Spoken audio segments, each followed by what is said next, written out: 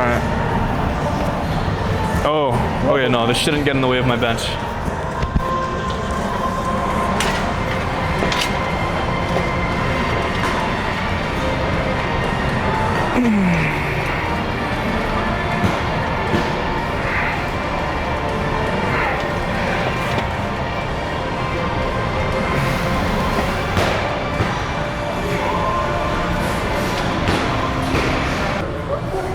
Yeah.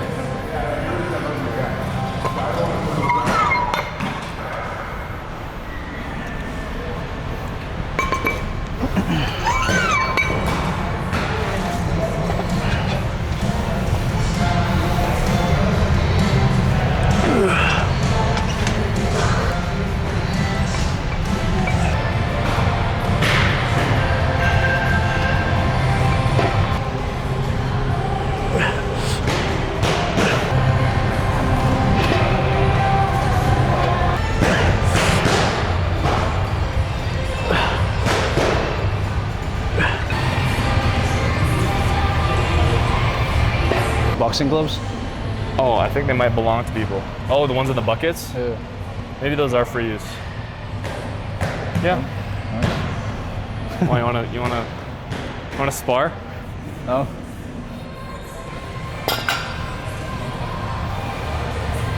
I don't wanna smoke you too hard. I don't wanna smoke you too hard. Oh, okay. Okay, bro. I took one Muay Thai class, so I know my shit. I also took one Muay Thai class, so what now, bitch? No. Over there. Yeah. Where'd you go? Avalanca. I don't know where that is, but I went to one in Royal Oak. The one I went, it's right next to Peter's. I did one class and never went again. Yep. Yeah, I did the same. It was like a free $35 a week trial thing. No, I did class pass. Why'd you stop? It was just for shits. Oh. Like I went with Edric, Angelica, and Vanessa. And we all did the Muay Thai class. I went right after I stopped talking to you, and Damn, bro. I was like, Had those demons in you. I'm gonna do something new. And I did one class of that, and then I never had the time to do it ever again. I see. Never had the time, eh? I think if it aligned with my work schedule more, I'd probably do it more. My manager does Muay Thai as well. But I don't know, I feel like it's a very like angry man sport. Well, just combat sports in general. Bro. Jesus Christ. Come on.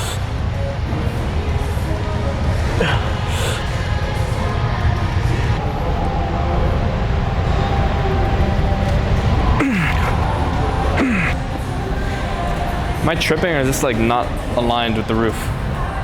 It's like crooked, no? It's like, it's kind of tweaking me out.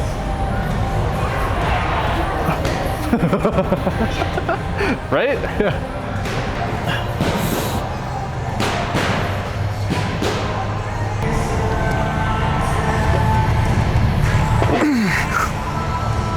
So do this, then deadlift, then... Your own shit. I'll probably finish my entire thing. Huh? I'll probably finish my entire workout before you're done.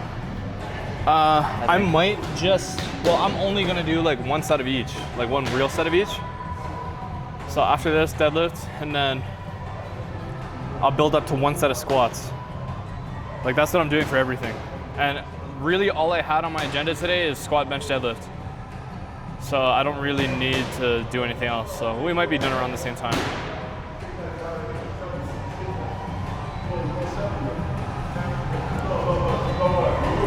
When do we need to be over at Ivan's thing? 7:30-ish.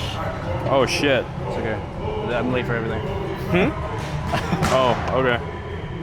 That's probably not something to brag about, but Huh? probably not something to brag about, but they know me. They literally coined the term, and they called it Jason timing. And it's usually when I show up like an hour or maybe 2 after they. What the fuck? An hour or 2, bro? They went climbing like 2 weeks ago, but I was working and I thought I would finish at this time, but then I finished like an hour or 2 later, and I showed up an hour or 2 later, so they stayed for like an hour or 2 longer. Nice. Was it just you climbing at that point, or were they still good? They're still climbing a little Okay, bit. Yeah. that's good. I should try and fix that, or at least get better at telling them what time I'm gonna be there. Yeah, I'd err on the side of worst case scenario, but then also I'm bad at that too. Like I'm always like late, or like not really late. I'm never late. I just don't show up. Like if I'm not on time, I just don't go usually. Yeah. I should start doing that. I was kidding. Or like what'll happen is like it'll get close to the time it's time to go, and I'm like, fuck, I'm not even close to ready, and I'll just cancel. That's what happened yesterday. I didn't actually need to do shit. My bad.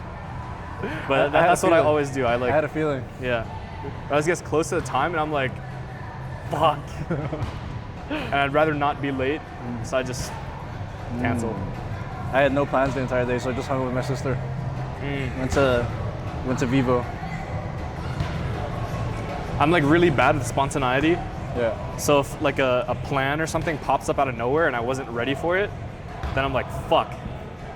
And it's hard for me to feel good about doing it. Because it feels like I'm like breaking the routine or the momentum that I currently have. You know what I mean? I'm kind of like the opposite. I usually like, I'll think of something and I'll call like 3-4 people, and if they don't want to hang out, then I just do it myself.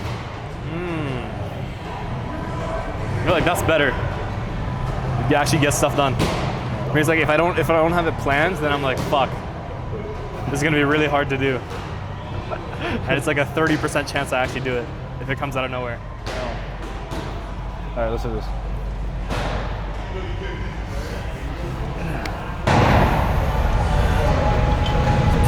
Come on. Up.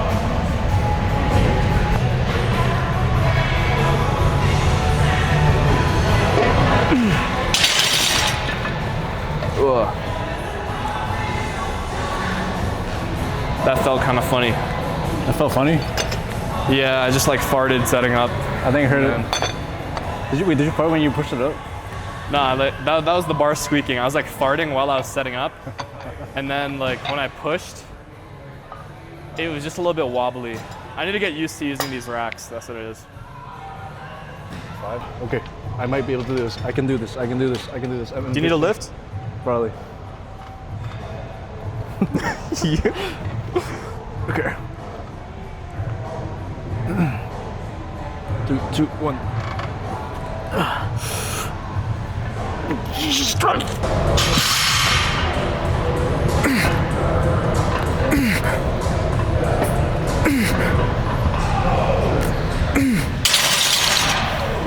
Oh.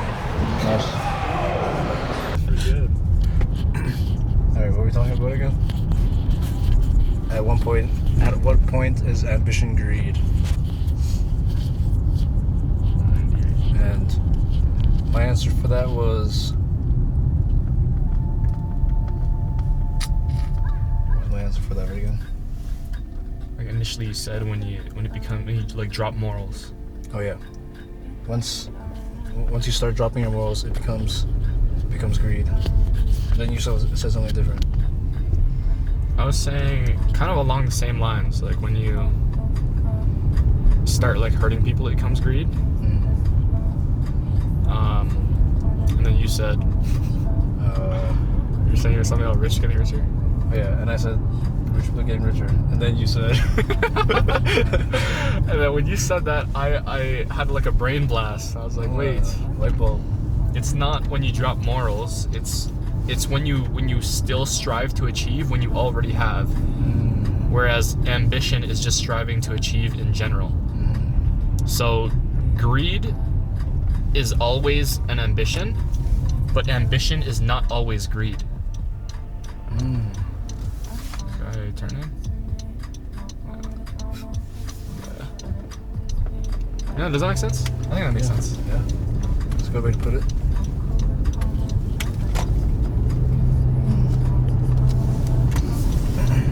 See if I wrote anything else down on my phone.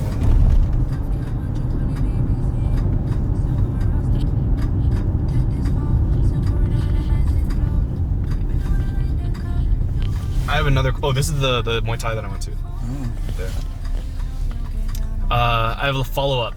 So, like, this is the thought that I've been having recently that's been kind of tickling my brain. And I said I was gonna refine it, but I haven't written it down, but I was like thinking about it. So, is Vincent that asked you that? Yeah. Vincent asked, when does ambition become greed, or what's the difference? Yeah. My question is, when does ambition become obsession? And is it bad when it becomes obsession? Would you say obsession's also kind of like greed? You don't think so? I don't think so, because you can be obsessed with something and not have it at all, right? I think greed is exclusively when you're obsessed with something and you already have enough of it, right? So obsession's like kind of like the idea. I think obsession is more about the consumption of the mind. So when you become obsessed with something, you drop everything else, right? And whereas greed, it's like you want something even though you already have it, or you have enough of it. Obsession is more self-degrading. It clouds judgment, clouds everything.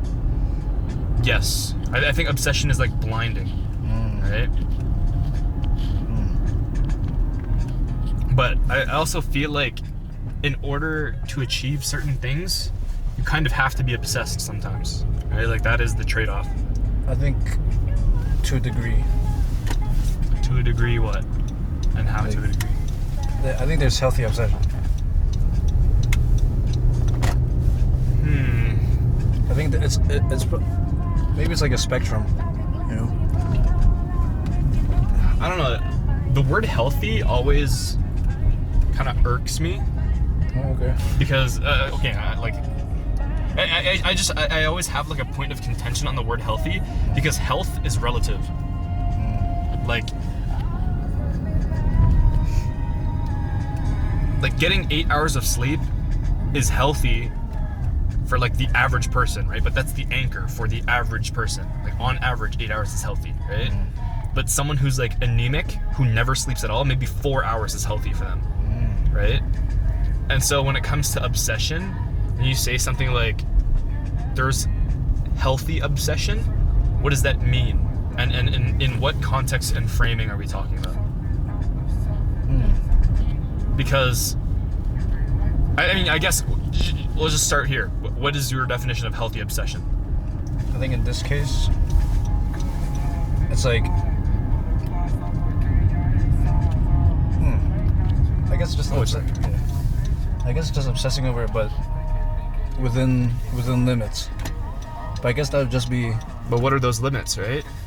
And then who do those limits apply to for this obsession to be healthy or unhealthy? You know what I'm saying? It's like for example, the movie Marty Supreme. I'd say he was pretty obsessed, right? Some would say unhealthily obsessed, but also he won. Yeah. So is that what it takes, or are only unhealthy people able to win and achieve their goals? You know what I'm saying?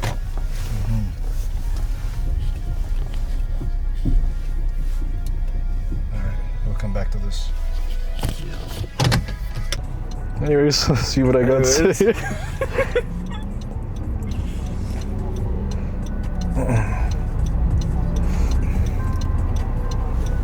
Saw this quote, or I think there's a mantra they describe that as. This guy named, you know who Austin Butler is? Didn't he play Elvis in a movie? He's an actor, right? Yeah. I don't know him by face, but I've heard of him. I heard that he played Elvis. Yeah. He said, embarrassment is an underexplored emotion. Go there and make a fool of yourself. I agree. My ex used to say, to be cringe is to be free. Like, Some real shit right there. It is. I still get afraid. I still fear embarrassment and cringe, and it still affects how I act. But I think everybody has a little bit of that. yeah.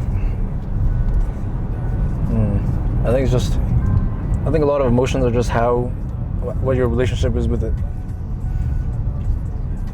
What do you mean? You could be scared. You could be embarrassed. You could be.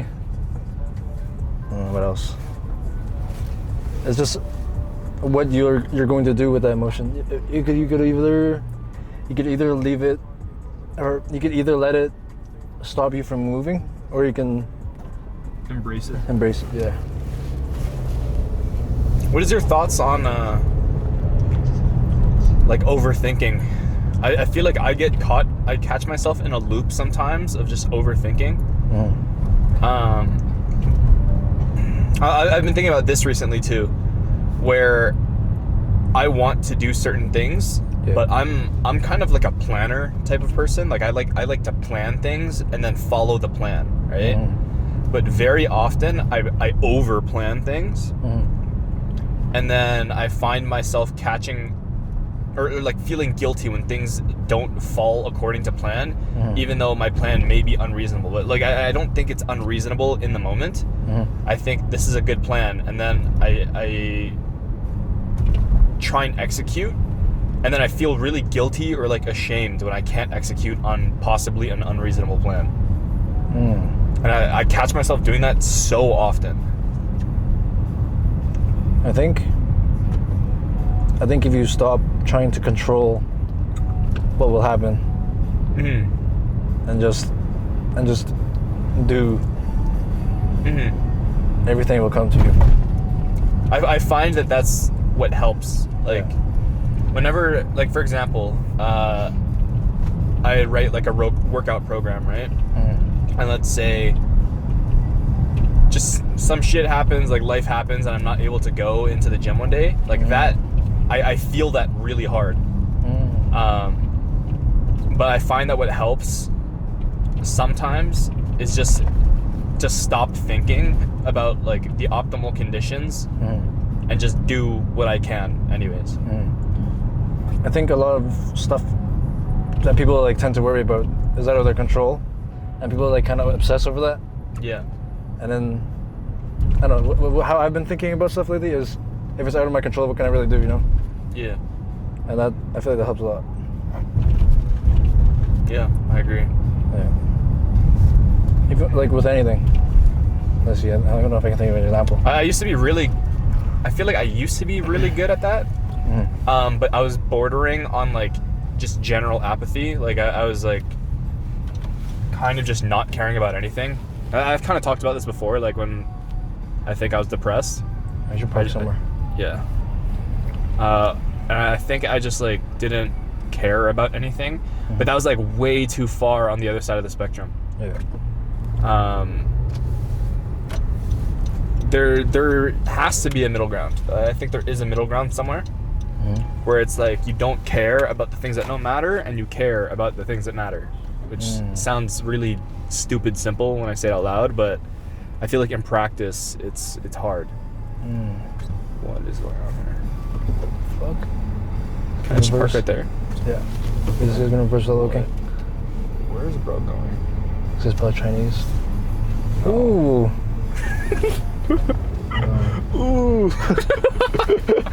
Oh wait, never mind. I don't know if you can. This is a handicap. Oh fuck, you're right. We're gonna be here for like 10 minutes. Wanna risk it? Don't want to risk it.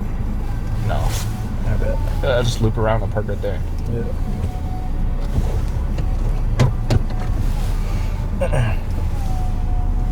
What were you saying? I'm saying that it sounds so simple when I say it out loud, like just care about the stuff that matters and stop, or like, is it care? Is that the word I was thinking of? I like I just word farming. Yeah, I thought he was looking at me. I was like, what the fuck? I think it comes down to really looking within and seeing what you actually care about. Because a lot of the things are usually like trivial things that don't actually matter. Yeah, but you think matter for some reason. You like delude yourself, or like society like pressures you into thinking like they matter. Like me today, like I was talking about how I was trying to like wake up at 4 a.m. even though I don't even have to yet. Yeah. It's like I will adapt when it's time. Bro, what the fuck? Okay, go ahead, take it right at the light. Look at how this guy turned or parked. Oh, I think he's leaving. You can't park. Oh, it's not even parking area. Yeah. Okay. Go, bruh. Wow. Turn right? Yeah. Oh, the parking over here? Yeah. I can walk. I feel like next time if we go, like, if we film midday, we could go to Walmart. Just sit there. Sit there? You go to the furniture section. Yeah. That was literally in my list of ideas. What's the entrance to this parking lot? Oh, I have to go like around, right? Yeah. You could, if there's a spot here, you can, maybe over there behind that car. Actually, I think there's a spot's taken. Yeah. Ooh, that one. I think I park between these two. Oh, yeah, you could. Wait, is that, no, that's the alley. Yeah. Right? Is it? Yeah, it is. You think I could fit there? No, fuck no. Okay, yeah. I think that's what, or the parking lot. But the parking lot, I think you have to pay, but I'm just gonna check right now. Fuck. Did I turn left here for the parking lot? Yeah. What about along here? Along. You could. It's just a little farther. It is a bit far, but I don't know. How cold? How cold do you think it'll be? Is it too far? Yeah. Okay. The parking lot shouldn't be bad. Where's the entrance to it? Right here? Keep going. This one? Yeah.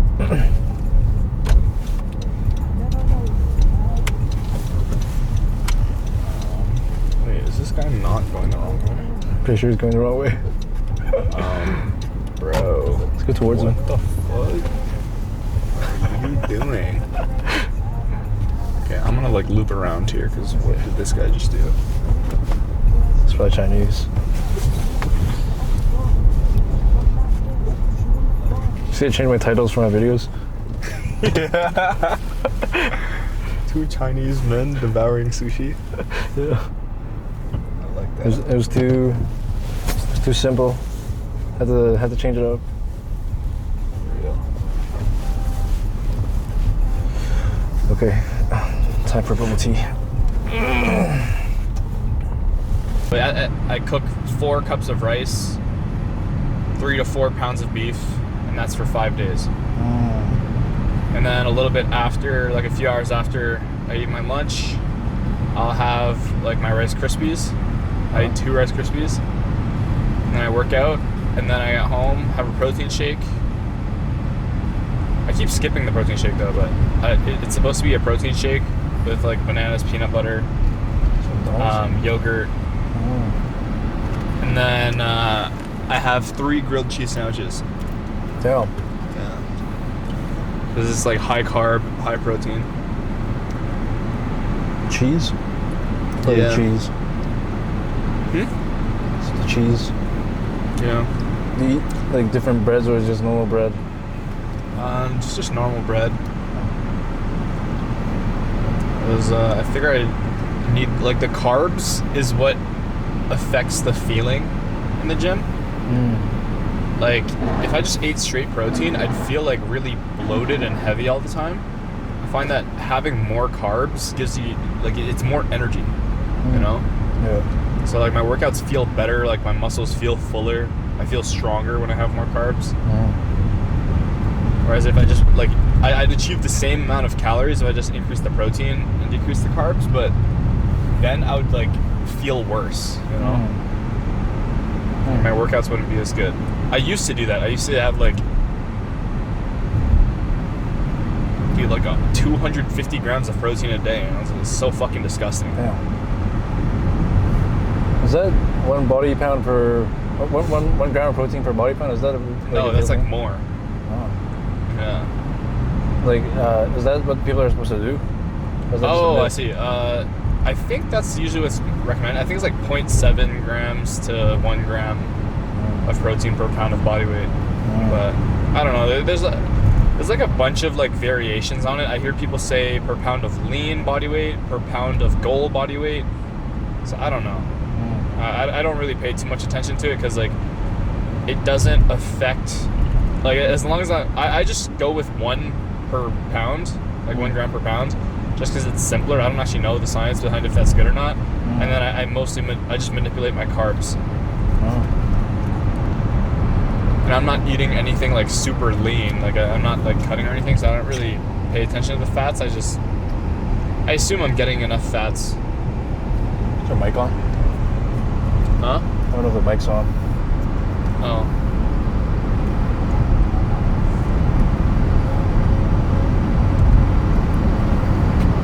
Can I go into this lane, please? No, it is on. Nice. Get the fuck out of my blind spot, you fucker! Holy shit, what is wrong with people, bro? What the fuck are you doing? He's like fucking sitting there. See my blinker on, fucking retard? Akbar. Holy fuck, and he's trying to brake check me? What the fuck is wrong with you? What is this guy doing? Oh, fuck. What the fuck? That's Akbar 2. Oh, it's a Z. Akbar. It's like there's more of them. His license plate.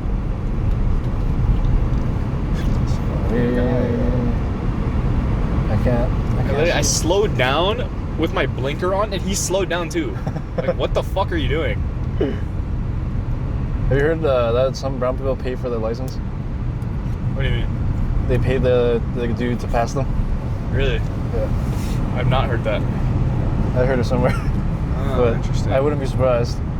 I see. I feel like most of those the test instructors usually have their kind. So I wouldn't be surprised Let if they some just stuff slide. yeah. Or just not make them do the test at all. Dude, I know some like people who fucking failed their tests, Yeah. and like their instructor's like, "I'll let you pass anyways." Are you serious? And like I've been in the car when they're driving, like, bro, this motherfucker should not have a driver's license. It's insane. I was in the car. This is like back in high school. This girl had her license, Yeah. so she was like driving us to, like, we're going out to eat. She was in the fucking right lane, like the far right lane, and forced a left turn at a light. Like she like floored it when it turned green, just so she could like get ahead of everyone. But holy fuck, Oh my god. it's insane. They just be giving license to anybody. Yeah. I failed my test like 3 times. Same. But I kept turning right without coming to a complete stop. Oh. I did it twice. The first time I did it, I genuinely didn't know I had to come to a complete stop. I just like checked. And I just like looked across to make sure no one was coming, and I turned right. Yeah. The second time the light was yellow. I was like, surely I'll be fine. And he was like, bruh. You failed both times, got that? I failed, yeah, for the exact same thing, yeah. That's so funny. My first Yeah. time, it was an uncontrolled intersection. Apparently you're supposed to look both ways or something, but I didn't do that. Okay. And then the second time, I forgot what it was. I think I exceeded the amount of points you could get. Nice. Yeah, so it was a lot of things. Nice. But they were all in the south. It was like during COVID, Yeah. and I could only book tests in the south. Yeah. I think I remember driving to the test and then failing the test and then driving back. Damn. Yeah. Nice. And I passed that when I did it in the north.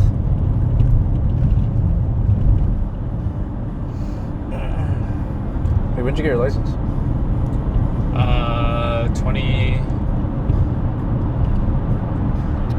2017, maybe.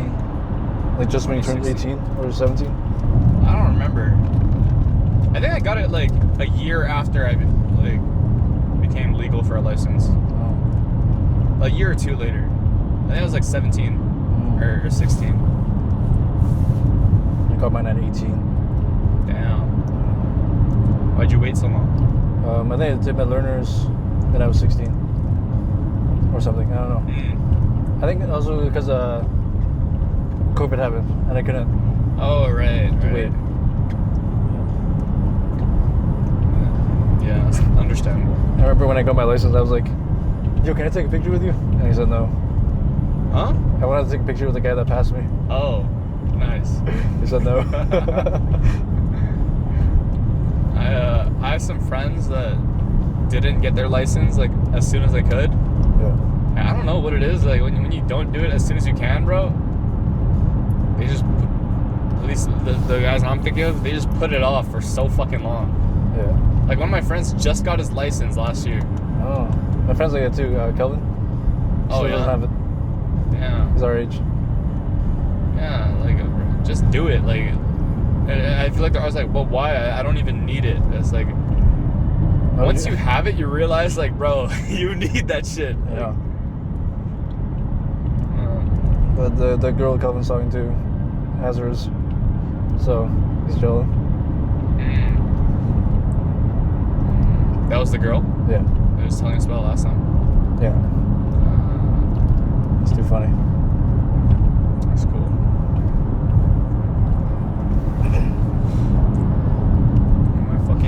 My body hurts. I think because I just spent the last 2 days in my room not really eating or drinking water. The fuck? You actually like I feel rotting like- yourself away. Yeah, I feel like I got hit by a truck from benching today, bro. That shit fucking hurt. Like my God. forearms are both aching right now. Like throbbing. Damn. I used to do that all the time. Really? Yeah. Like during COVID mostly, I just like go days at a time without eating or drinking water. Holy fuck. Just stay in bed. And the thing is, I'd stay in bed because I was like, I didn't want to do anything. But then also, because I hadn't eaten or had water for so long, I'd like wake up. Like, you know, I was telling you, like, I'd be in and out of consciousness just like on my bed. Yeah, I used to do that a lot more. But it was like back then, it was because like I literally just had no fucking energy. Like I'd like wake up and then just get sleepy like 30 minutes later and just fucking pass out again. Holy shit. I wonder what I was doing. I don't even remember. I used to like for example, like the gym as well, like skipping the gym. I used to think like, fuck, I need to be there every day. And it's like, in reality, you miss one day, it's not a big deal. But like that like mindset of like, oh, I can miss one day and it's not a big deal is very insidious.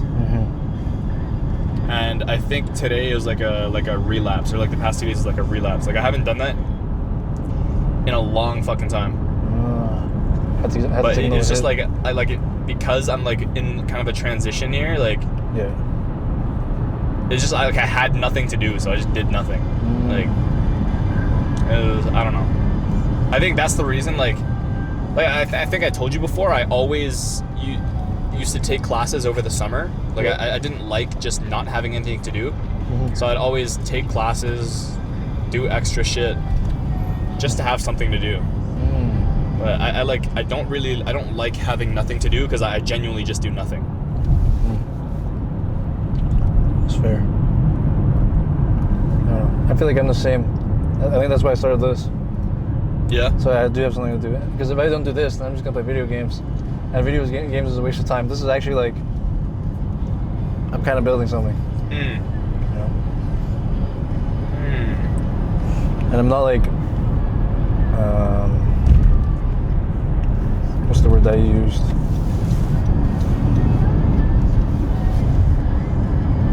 I forgot what the word you used was, but I'm not just starting something for the sake of starting something. Yeah. I'm like committing to this. Yeah.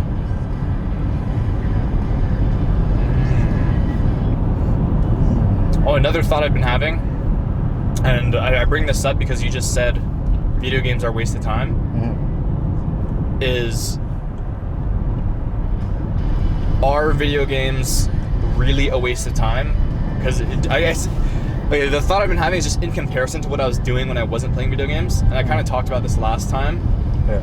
I like would stop playing video games, but then I'd like read a book or like watch a video about like some self-help topic, and I think, oh, I'm like doing something productive.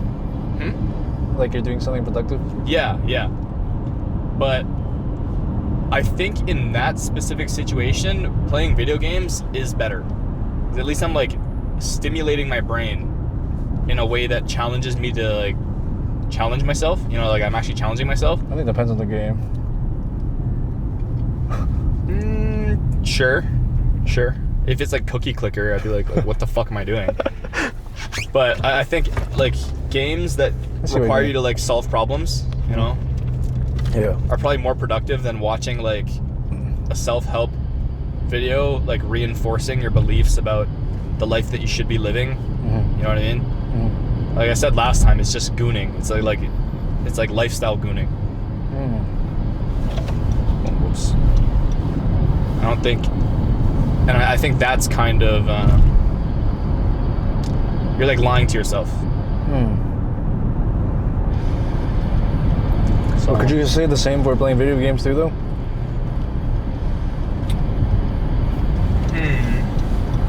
How so?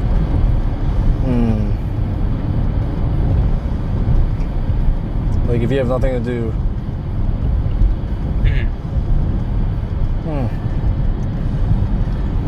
I guess they both have their ups and downs. You know? They're like they both have like their extremes, right? Yeah. And I think on average, I don't know. I don't know if I would use on average, because I don't think what I was doing was like the average way of doing it. Yeah.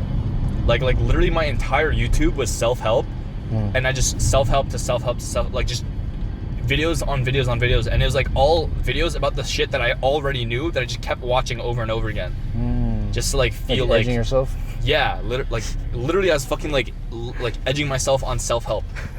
I'm like, I already know all this shit. Why am I still watching this video? Like, it's not the same video, but it's like another person talking about the same shit. Yeah, just in different words. Yeah. And I was like, bro, I would be spending my time better right now playing video games. Because right now I'm like making this echo chamber of like lifestyle, and I'm just sitting in the middle of it fucking gooning my ass off. Like, you know what I mean? I guess in that context, video games like the doing instead of the not doing anything at all. Yeah.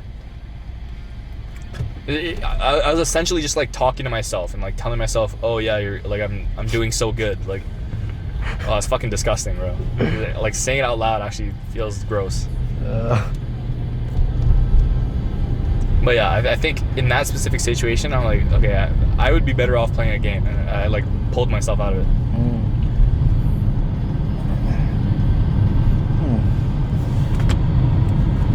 But in comparison to something like this, I do agree. Video games are less doing, you know, like it is. I would rather do this, you know. Yeah. But I had that thought because this kind of was along the same lines of thoughts versus when I was talking about ambition versus obsession. Yeah. I think I was becoming a little bit obsessed, and not in like a good way where it's like, oh, I'm going to achieve my goals. I was becoming obsessed in a way that I was kind of freaking myself out and stressing myself out by overemphasizing things that I should be doing when I wasn't. I say should be doing, but it's like in my head I thought I should be doing it, but in reality it's not really what matters. Like, for example, waking up at 4 a.m. 3 days before, you know what I mean? Yeah. Like stuff like that. Like I habitually do stuff like that where I like over prepare and stress myself out for no reason. And yeah, I've been trying to like chill out from that a little bit because I think it's just causing like internal stress. Yeah. And not like the good kind of stress that helps you grow. It's just like I'm just freaking myself out for no reason. How do you mean stress that helps you grow? I think pressure pushes people to push themselves. Pressure Like builds diamonds. due dates. Yeah. like challenges that cause you that require you to like become better in order to pass them, that's good stress. You know, like I'd argue some financial stress is good stress because it pushes you to work. It pushes you to like come up with ways to make money. You know, like you always see like people who have never had to face a problem in their life, and they're like the most insufferable people ever. You know what I'm talking about? Yeah. Yeah, like people like that don't experience stress, don't develop that muscle of like pushing themselves. So I'd argue that kind of stress is good. But the stress I'm talking about is like useless stress that does not require you to do any. It's just like problems for no reason. Like inventing problems in your head, like Depression. Like depression, yeah. In my, like for me, depression has like occurred as I'm not doing anything, and therefore my brain is creating problems for me to solve. And I'd say that is bad stress.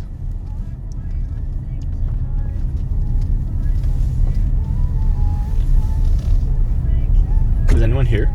Who knows? I don't have any locations.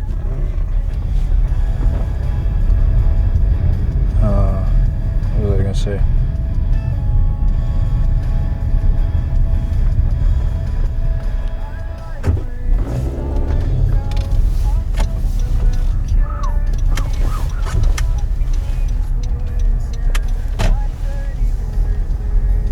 I think maybe I have been stressed then. I just don't use that word. What do you mean? Because I feel like I deal with problems, but I kind of just... There's 100% good stress. Like for example, working out is stress. Like you're stressing your physical system, right? Doing like studying for exams is exposing yourself to stress for the sake of overcoming it, right? And getting used to that feeling, getting used to those problems, right? So there definitely are like good applicable ways of like using stress to better your life. But I think what I've been doing is not that. I think it's because I like tend to take things too seriously, and so I'll create problems like unreasonable problems for myself to overcome that in reality don't actually change anything. You know?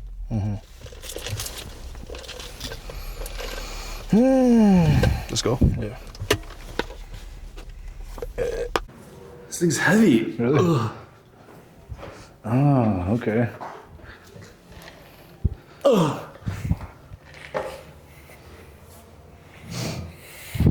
You got a new setup. Mind frame. I think in the last video I was like kind of. It was on your phone, and you kind of shifted it this way. Am I in? Yeah. You can move it this way, because it might fall off by. Oh, yeah.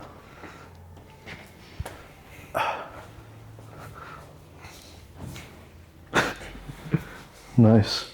Nice. What are we talking about again? Good stress, bad stress.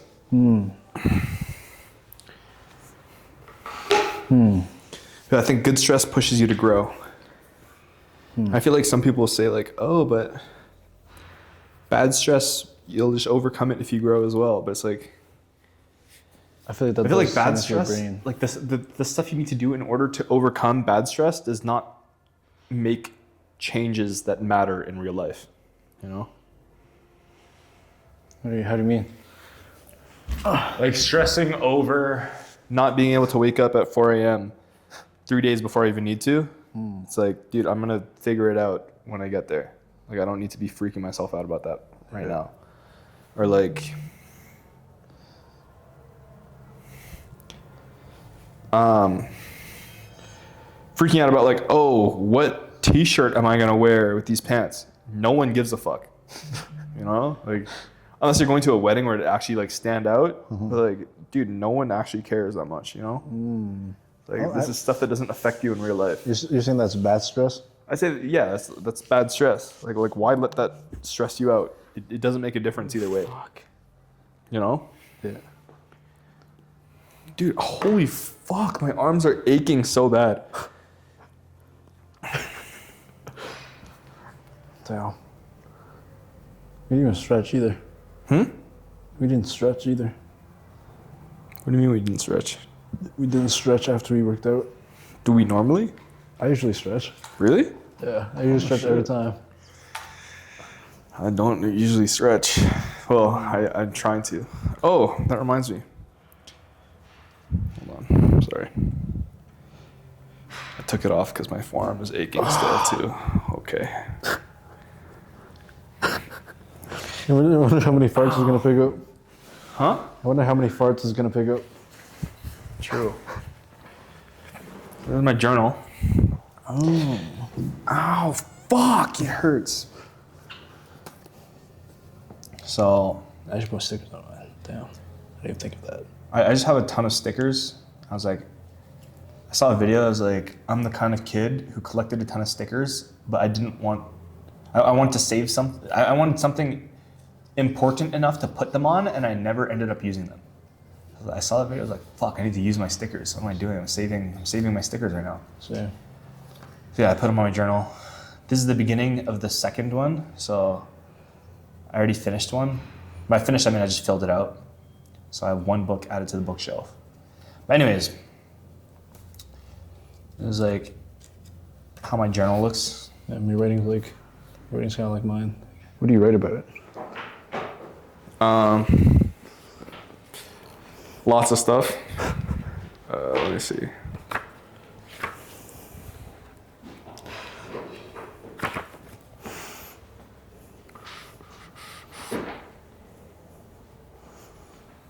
This entry on February 12th, I hadn't written anything for a while, so I was just saying, like, I feel like I haven't been capturing enough. So here's like a dump of everything that's happened in like the past few weeks. Talked about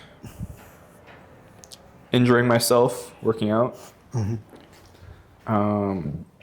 kind of my mental state when it comes to injuries and taking time off and achieving my goals. So I was like, this is kind of what I was talking about, the stress where I freak out about stuff that doesn't matter. Yeah. I was like freaking out, like, oh, I'm not in the gym, but also it's like I shouldn't be in the gym because I'm injured. So like I have a hard time relaxing when things don't go according to plan. And it's like, yeah, I'm injured. I'm not supposed to work out, but there's like a voice in my head saying like, you're not working out right now. You're slacking off. And it's like, no, I'm not slacking off. I'm fucking injured. What else did I talk about? I felt that hard when I got my wisdom teeth removed. Yeah. I was like, what the fuck am I doing? I'm a waste of skin right now. Yeah, exactly. Like, and I get that, like that voice in my head is always there. I talked about working on the app that I'm building, and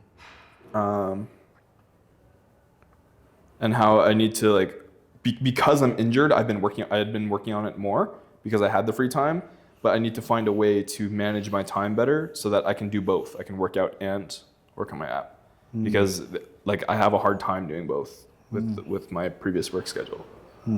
But now that like my work will include coding, then like it's already built in, so I can like focus more on, well, I guess it's not really my app, but. Do you think you get skills from work that can transfer to the app too? 100%, yeah. Oh, that'd be good.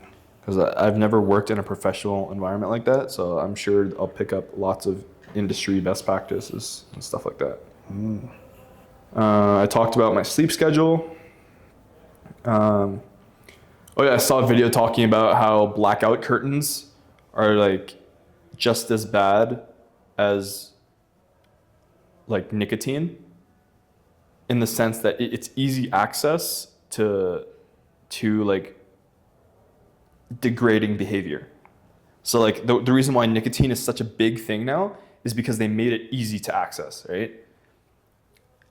Likewise, the reason why lazy people there's such an influx of them now is because blackout curtains make it easy to just sleep during the day.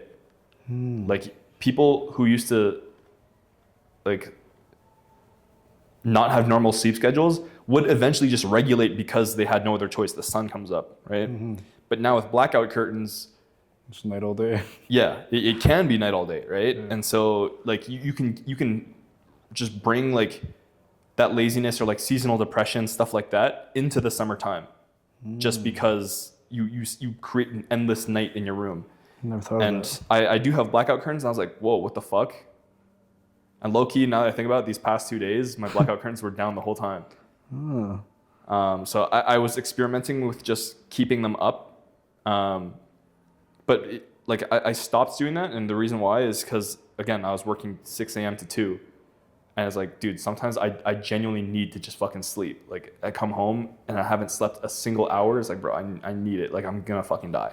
But now that I have a more regular sleep schedule, I'm probably gonna go back to that, just keeping my curtains up, because I do think there is some truth to that. Like, making it easy to just black out does allow the habit of sleeping during the day. And I don't think that's very productive. I've never had that problem, but I can see why people do have that problem. Yeah. I think with my like schedule, maybe it's because you have kind of a regular schedule, right? Like you work during the day, you have to be up during the day. For me, it was like I'm up like super early in the morning, and I can just pass out the rest of the day. Or I'm not up super in the early morning, I can just sleep through the whole morning, and then I'm up late at night, and that was really fun.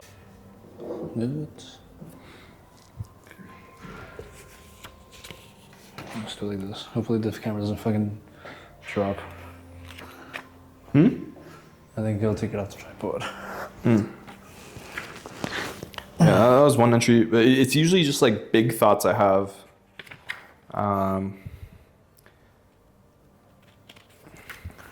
usually write about like new thoughts and what like reoccurs and how I deal with it, kind of thing.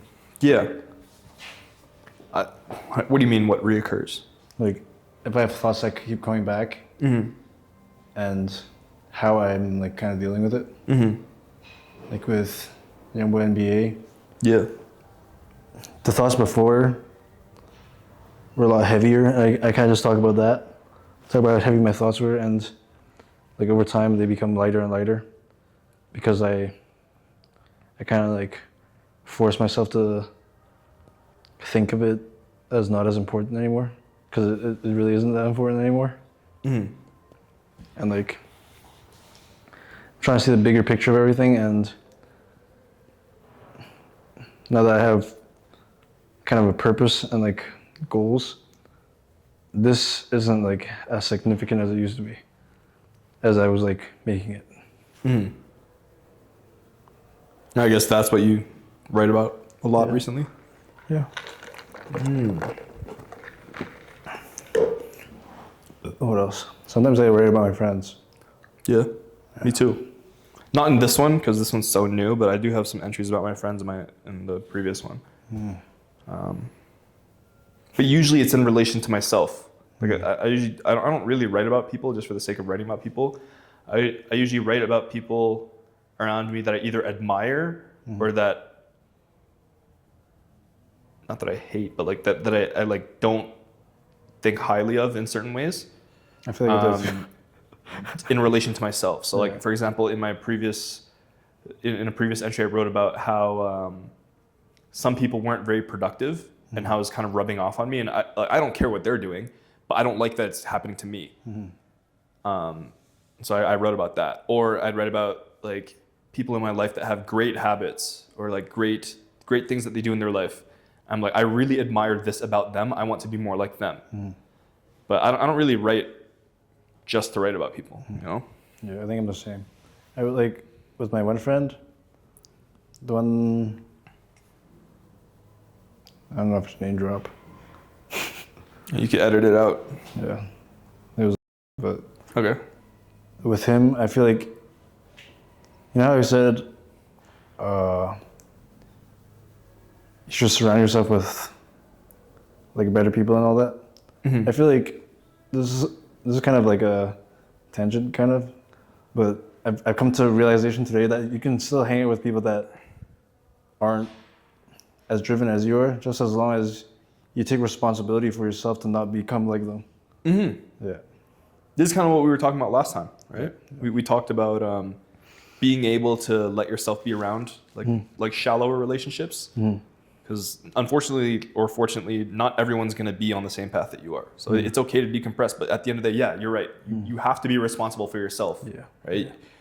I mean, you can not be responsible for yourself, but then you can't really get upset at the results that you yield. Yeah, right? yeah, yeah. So. Yeah, I do write about that sometimes. I think I wrote specifically saying that I shouldn't hang out with him that often. Yeah. Because like even if you don't intend for it to happen, if you hang out with a friend like that for too long, eventually like that stuff starts to bleed, I feel like. I don't know if it happens that passively. I think it's just more so the awareness. Like you can't forget that this isn't real life. Yeah. Like for me, it's with like when I'm around him, it's like sometimes I do stuff and I'm like, because it's like normal, the way that our friendship used to be, like it was normal for me back then. It's easy to slip into it and be like, oh, this is fine that I'm doing this. But it's like, no, the person I want to be now would never do this. So I think the important thing is keeping the awareness. That way you can keep the responsibility. I can still be around people that like aren't necessarily on the same trajectory that I am, but it's about keeping the awareness of this is not real life. Mm-hmm. This is just this thing, this isolated thing. Do not carry this over. Mm-hmm. You know? I feel that the same with my friends in the sense that they make like a lot of out-of-pocket jokes. You know, I don't know if you noticed today. Some of the things they say are like outrageous. Yeah. And I used to be, I feel like I used to be like that too, but I was like, I shouldn't be saying these things at all. So then I've been like, kind of trying, like the person I'm becoming is not like that too, like you just said. Yeah. So I've been, I don't know. I've been trying to stay off of those jokes and like not entertain. Like, I don't know, sometimes they say shit. Man, It's like kind of criminal. Let me see if I can think something. I don't know. Sometimes, just like jokes that involve like. I know what you're saying. I know what you're saying. I'm thinking an example. You don't have to put an example, bro. I understand. No, I go on. Like jokes that involve the R word, rape. I just like, man. Yeah, I don't know. What were we even talking about? I think we were kind of not letting like being aware of choices that don't necessarily align with who you want to be. Mm-hmm. Mm-hmm. And that includes like people that you're spending time with. Mm-hmm. But I know what you mean. I've had friends like that too. I do have friends like that. Mm-hmm. And it's the same thing, right? Mm-hmm. Just, this is fine here, but make sure that you don't take this out. Mm-hmm. You know, like I've tried to talk to my friends sometimes about stuff like that, like the jokes that they make and stuff. And I'm like, yo, like this is funny. Like I'm like, I will laugh with you, but please, like for your own sake, don't tell this to other people. Cause like, I know you think it's a joke, but like other people might not. And I know you're joking, but other people might not, you know? Yeah. I've definitely, I've had friends that I had that chat with before. Usually they receive it well, but others are like, bro, you're retarded. Like, bro, why are you taking it so hard? It's just a joke. And then I hear stories from other people, and it's like, no, this guy's being weird, like outside of this conversation. And I'm like, why? This is why I'm having this conversation with you, because like for your own sake. Yeah. Let's see if I have anything to talk about in here.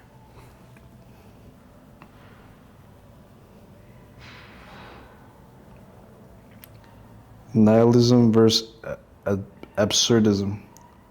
That's a good one. What were your thoughts on it? My take is more towards absurdism. Here, I wrote this down. With like a optimistic view. Because we're given such a short amount of time on this earth, I think we should live life to its fullest. Remember I was talking about, I definitely hit that end of the spectrum, like the nihilism end, where I was like, dude, I don't care about anything, like nothing matters. But that's such a sad way to live life. And it's so easy to do that too. It's so easy to just say, oh, nothing matters, why even try? Because it takes away like all responsibility and all effort that you have to put in. But yeah, I've been working really hard to move towards the kind of absurdism, like, oh, anything can happen. Like I just like why not try? You know? Yeah, I agree. I think absurdism is definitely the place to be. But I think a lot of people, I think it's kind of a pipeline, like sliding into that nihilism pipeline of just like overconsumption and like not taking action. Because first of all, I think our society enables it really hard. Like capitalism is built on that, of people saying just fuck it, let me order food. Fuck it, let me just buy this thing. Fuck it, let me like Scroll a bunch of reels. Exactly, right? Yeah. Like nothing matters. Who cares if I just waste my time? Yeah. But there's companies making money off you doing that. Yeah. Right? And so like society really pushes really hard for you to adopt that mindset. And I definitely know people that are deep in that mindset. And I feel like it's sad to see them because it's like I know that they can do better, but also it's like I 100% understand because dude, I've been there. Like I feel like most people have been there. Like I feel like that's almost the default setting now to just be nihilistic. And it's so rare to see people that are like really like, dude, nothing matters. Like like why not try my balls off? Like I think that's really rare. Yeah. Yeah. It's just hard to find people like that. Yeah. Who just don't really care anymore.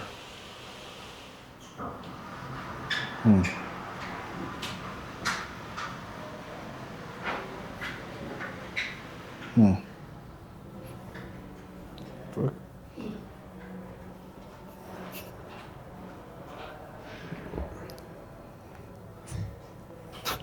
So what's next, man?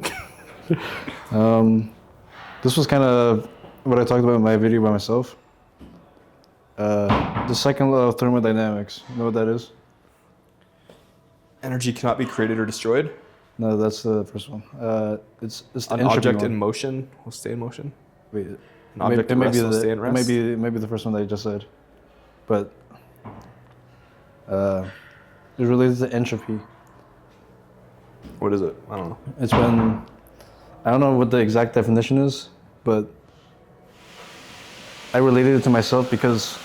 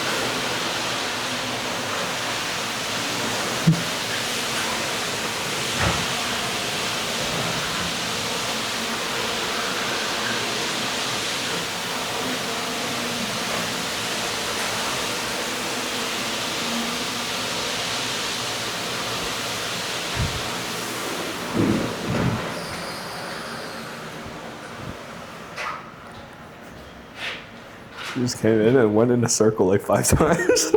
Like, oh, okay. But anyways, Anyways. what I read about. It's like I think that what I got out of the definition was disorder and then like kind of reorder. I think that's essentially what entropy is. What? Let me search it up. I'm gonna go look up the second law of thermodynamics. It's thermodynamics, you're sure? I think so.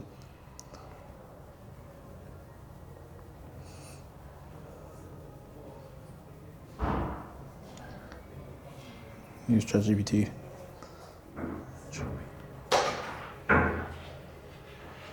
Second law of thermodynamics states that the total entropy disorder of an isolated system can never decrease over time and is always increasing in spontaneous and irreversible processes. It dictates that heat spontaneously flows from hotter to colder regions, never the reverse, and that 100% efficiency in heat engines is impossible. Ooh.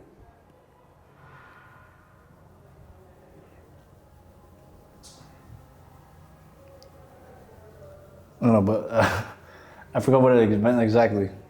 But I think it was supposed to be kind of like an analogy to me having an ego death after getting out of that situationship or whatever, and then rebuilding my life up again. That's kind of what I related it to. I don't know if it really made sense, but when I searched it up on ChatGPT, that's what it said. Yeah. Nothing really to talk about for that, but... When I first read it, my first reaction was what I've been talking about freaking myself out over disorder. It sounds like the second law of thermodynamics is saying that disorder is inevitable and no system is 100% efficient. And the way I internalized reading that was I should not stress about being about not being 100% efficient, because that doesn't really exist. Which I know, as I've been like tracking it in my journal and like seeing all this shit for like months now. Like I know that I'm not 100% efficient, and even when I do try, like it's unsustainable. At least that's what I took from reading that. I've never read that before, really, the actual definition of it. I remember I searched it up, but I forgot what it said.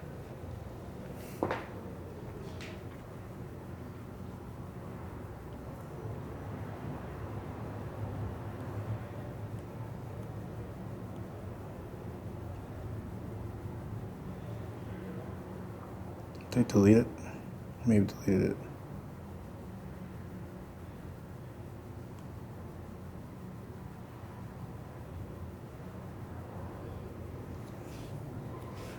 What entropy really is. How many ways something can be rearranged. What is it? How entropy really...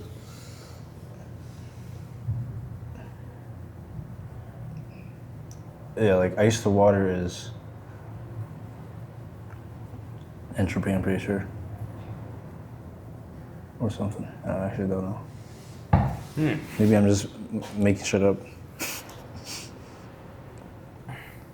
It's like variation almost. So ice to water, there's only one way to do that. And vice versa, water to ice, there's only one way to do that.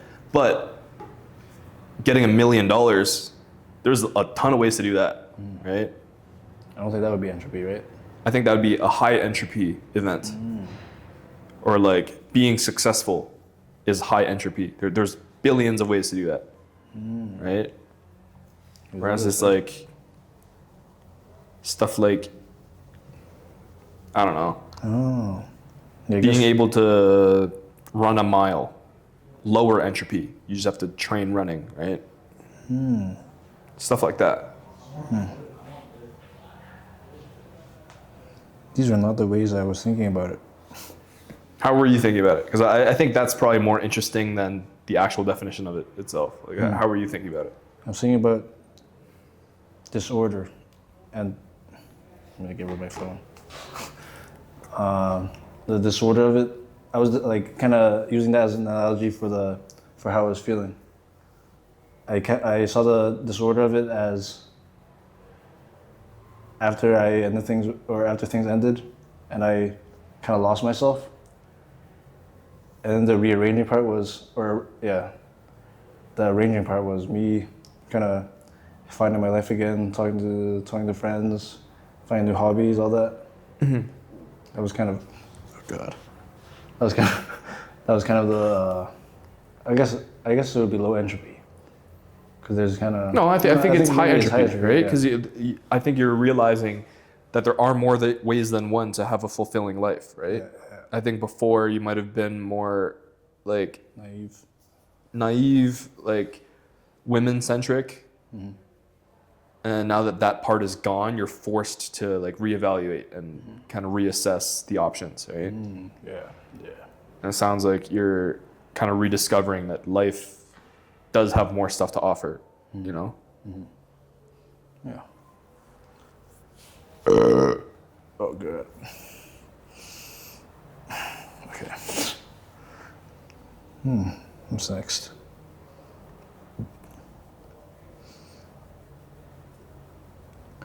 This is kind of a whole different thing, but it's the normalization of drinking and how it affects real confidence. What do you think about that? Normalization of drinking and how it affects real confidence. I just made that up. Like that wasn't on the list? You just made that up? I made it up and put it Oh, on I see. Yeah. I feel like I was a victim of this. That's why I wrote it down too. I think I was too. If I'm understanding it the way that you meant it, or if you meant it the way that I'm understanding it. I think I used to have like a drinking problem. Not that I was an alcoholic. Like I didn't like habitually drink. Yeah. But when I did drink, I would over drink. Like I would like, I'd say in the times that I've drank, I probably black out 70% of the time. That's awesome. Like is awesome for the people around me. Yeah. Like, everyone's like, oh, like, dude, you're such so a cool. great time. But I didn't fucking remember any of it. Like that's like literally 70% of the time I drink, I don't remember it. That's fucked. And the first times it happened, I was like, oh, this is like hardcore. Like, you know, like This is gangsta. this is gangsta, yeah. But the longer, the more I did it, the more I was like, dang, like we went to this function and I just wasn't there. Like me and my friends went to LA to see Martin Garrix. Bro, the first 2 days of it, it was a 3-day show. I don't remember. Really? There was 2 days I think we went. I don't know, 2 or 3, I don't fucking know, I don't remember. And like, bro, I spent money to go all the way to LA to like go to the show. I don't fucking remember any of the set. Oh. Like for me, it's like a series of like snapshots of memories that I'm not even sure if they actually happened or not. It's been AI. Bro, it must have been AI. Or like Veld one year, bro, I don't remember. I just see the pictures after and they're like, yo, like this happened, that happened. And like no one else can tell. Like no one can tell that I'm blackout until after. I'm like, yeah, I don't remember any of that. Like what you're telling me does not ring any bells. Dude, that's bad.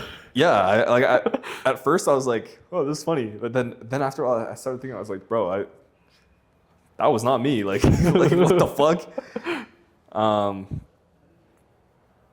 But the real confidence part of your question. Again, people couldn't tell. They just thought I was like having a good time. I guess that's like, I think the reason why it was so easy for me to black out every time is because it felt good.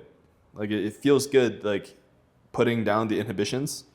You know, they call it social lubricant because, dude, it makes it so easy to just talk to people. It makes it so easy to have a good time. Yeah. It makes it so easy to lighten up. And I mean, as you could probably gather, I'm a very systematic, stick to the plan kind of person. I think my friend Vincent said that too about you. My friend Vincent said that about you too. Systematic. Yeah. Because he was going over the video with me. He was like, I think he said something along the lines of that. Yeah. Yeah, I'm like a pretty systematic person, and like I'm. This side note, I'm kind of proud of being a systematic person because I think systems create results, but also I am wary that I'm kind of putting myself in a box, and so I try to push that boundary. I've been trying to push that boundary because I think being a systematic person isn't always the best because life is more than just systems. But anyways, back to the main point. Being a systematic person. When I go out to functions and stuff, I do feel slightly autistic. Like I do kind of feel like I go to a party and in my head I think like this is so fucking stupid. Like why are these guys pretending to have fun right now? And it's like when I drink and when I'm drunk, that goes away. Yeah. So I feel that actually. Now that you say that, every pregame I go to sobered up or completely sober. So I was like, gay. Like, what are you guys doing? Yeah. Yeah. Like I like look at people talking like they don't give a fuck. Like, like what the fuck is going on right now? You guys aren't gonna talk ever again after this. Yeah, and then I drink and I'm like, holy shit, I get it, you know? Man, I kind of miss drinking because of that. Same, bro. But that's the thing, right? Like, this is kind of the good stress. The good stress is navigating those systems and learning to do it without the alcohol. You know, I think that's something that I want to be able to do. No, I know that's something I want to be able to do because I don't want to be dependent on alcohol for that. Yeah. But I do know people that are like that. Like my friend Garrett is like that. Like he's like extremely good in social situations without alcohol. I think something you gotta build. Something you gotta build. Yeah, I think it's like exposure therapy. I think it's just practice and just doing it. And just getting the reps in, and it makes it easy. Yeah. But the normalization of alcohol is kind of scary, bro. I don't remember 70% of the time that I drink. I think it's a problem when sometimes when you say you don't drink and people are like, you don't drink? That's like crazy to me. Like, yeah, I don't drink. Dude, it's crazy to me how like normalized it is, but also how stupid it is. Like, there's lots of things in life where when I was a kid, I just assumed, oh, there must be some official system or way of doing things, right? And then the more I aged, the more I realized, no, people are genuinely just fucking winging the shit. And people genuinely are like there are laws in place just because of people's emotions. Like I thought there was like a logistical reason for A and B happening, but no, people literally just their emotions or like just for fun, like that genuinely influences people to make big decisions. And so like with like drinking, it's like when people are like, oh my God, you're not drinking. I'm like, this is not a big deal. Like what are we talking about right now? Like it's like if you think about it, you're just poisoning yourself. Yeah, exactly. To have fun. And like when you really think about it, it's so stupid that it's such a big deal. It's like, yeah, I just chose not to do that. Like, who cares? I'm still here. Yeah. But yeah. To each their own. Yeah, I didn't say my part on it. What did I say? Yeah, go ahead. I think most of the stuff was just saying what you were kind of saying with like talking to people. I feel like I prefer not to. Okay. What were you saying? Yeah, I want to embrace that talking to people without substance in this kind of thing. Because I don't know, I just want to build that. And alcohol is kind of like a cheat code. Yeah. Yeah. It's like using hacks. Yeah. It's actually so easy with alcohol. Yeah. And because it's easy, I don't want to do it because it's easy. Yeah. I want to do it because it's hard. Yeah. While we're on the topic of alcohol, this is kind of an aside, but the one exception, the one thing that I still think about, I'm like, damn, I would drink alcohol for this, is because genuinely, I don't know what it is, the vibe of drinking alcohol it sounds so gay, is like so cool in some situations. I think people who collect alcohol and like know a lot about like, oh, like this was in like these barrels, I think that's really cool. I think like my dad used to collect alcohol. My dad's Asian and allergic to alcohol, like most Asians. So he never drank any of it, but he'd like collect it and he'd like know like the years, like the best way to like fucking distill whiskey or whatever. Like the best years for whiskey, where it came from and why. I think that's really cool. I also think people who know drinks, like for example, cocktails, who know how to make a cocktail because they know like, oh, this flavor profile like pairs well with blah, blah, blah, blah, blah. I think that's really cool.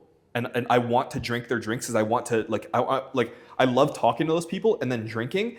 And I'm like, I really taste the shit this guy was talking about. Like there's a guy on TikTok that like, maybe you know what I'm talking about. He has like a really curly mustache and he dresses like in really dapper attire and he's like TikTok's like bartender.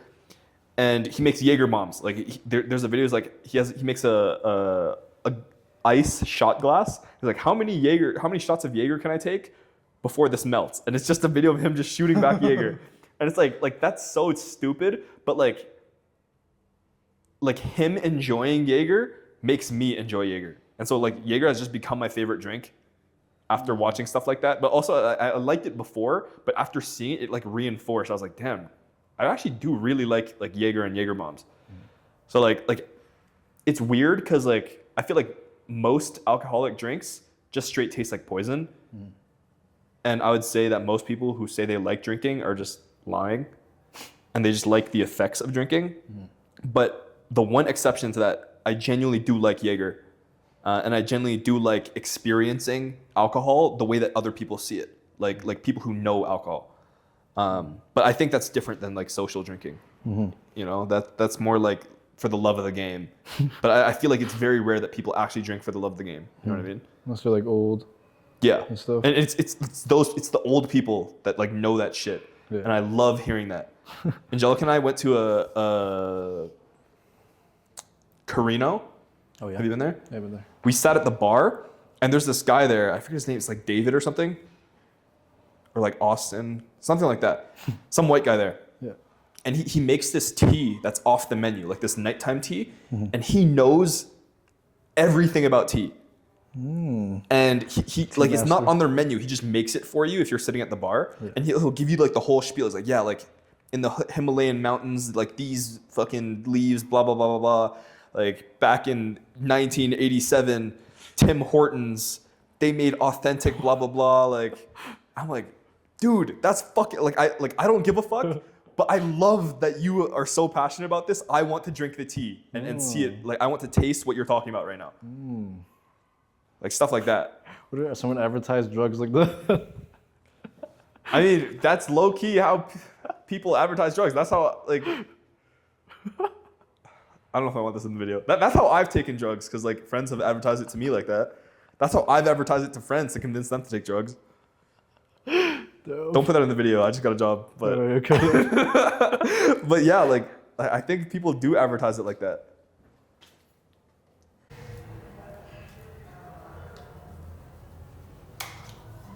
There we go.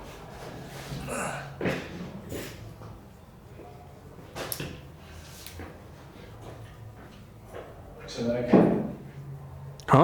I can't see whether. You can't just flip it out so you can make sure that it's in frame and then flip it back?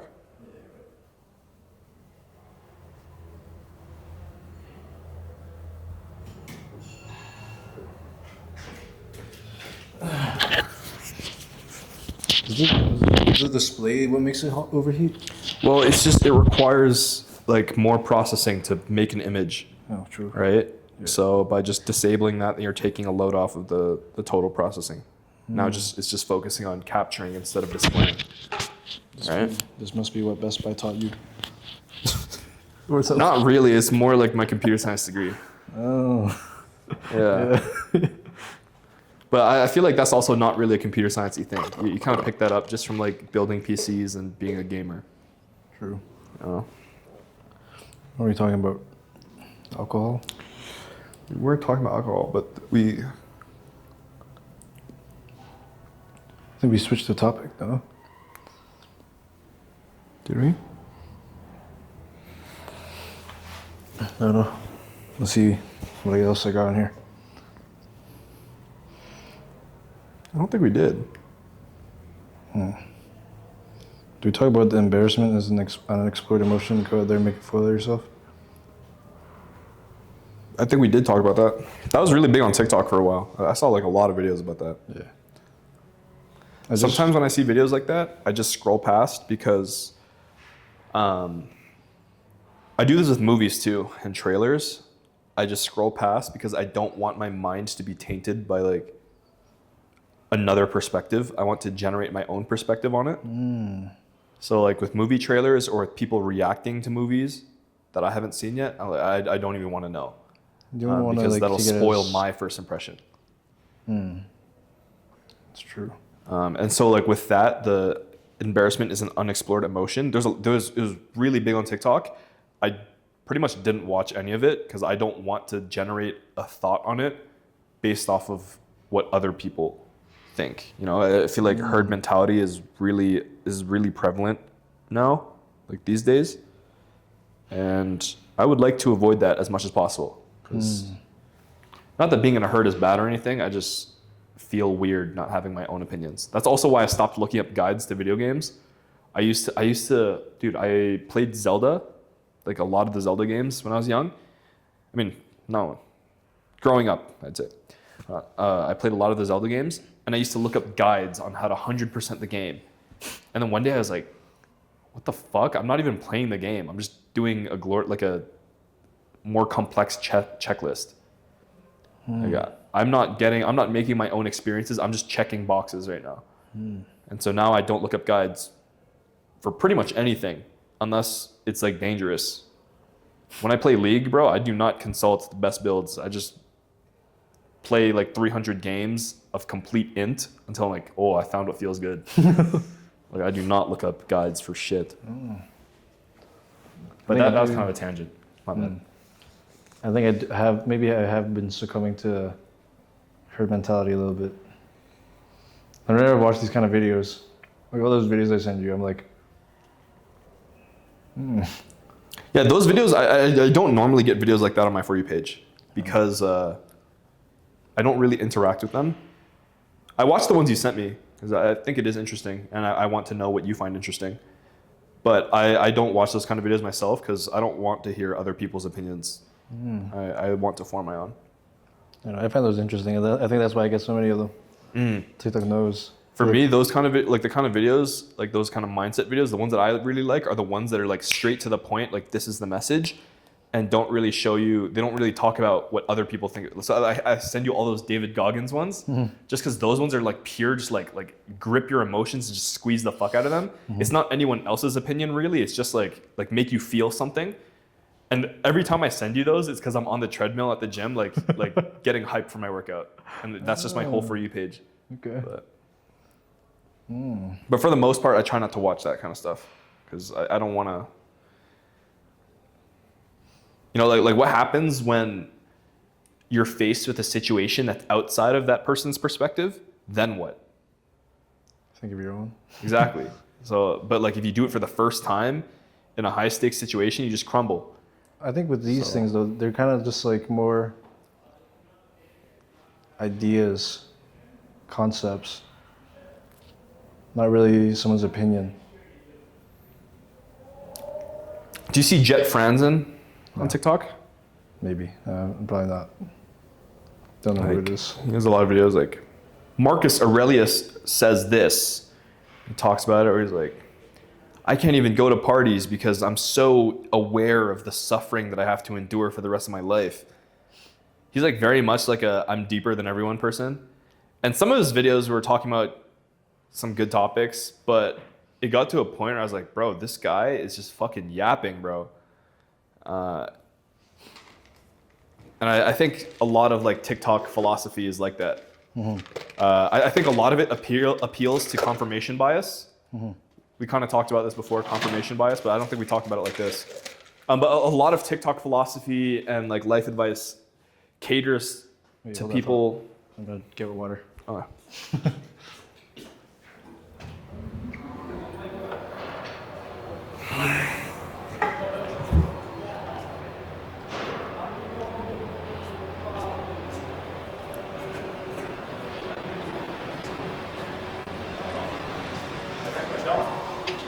So.